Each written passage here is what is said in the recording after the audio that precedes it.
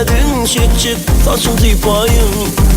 Ettim yanaklarını yukarıda doklarını, sevgisin içtim aşkın geretti beni. Unutmam hiç seni bağıtlı gecemiydi, bozun girdim yanımda. Sevgin geretti beni, aşkın geretti beni.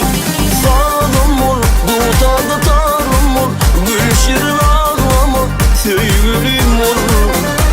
Açılan bilsin, sevgilimi bilsin, vurmana bilsin, gelmen ki ol. Sağdım ol, tutardı tarım ol, gülşirin ağlama gelmen ki ol. Açılan bilsin, sevgilimi bilsin, vurmana bilsin, sevgilim ol.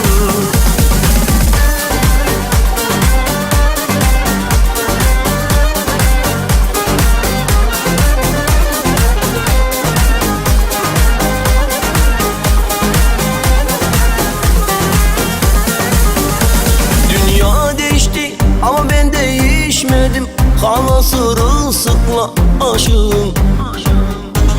Suskun kalbim ne zaman sevinecek, ne yalan ve ne gerçek, baş başayım. Öpsem yanaklarını, pamuk dudaklarını, öpsem kendimden geçtim aşkın dudaklarını.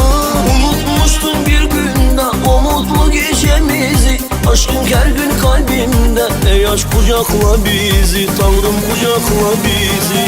Sakin ol, diline hakim ol, sulu göz ağlama sevgilim ol.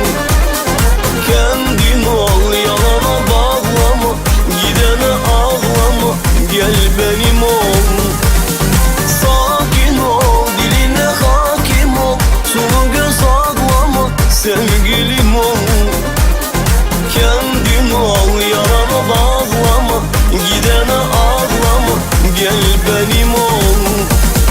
Sakin ol, diline hakim ol, sulu göz ağlama sevgilim ol. Kendin ol, yalana bağlama, gidene ağlama, gel benim ol. Sakin ol, diline hakim ol, sulu göz ağlama sevgilim ol.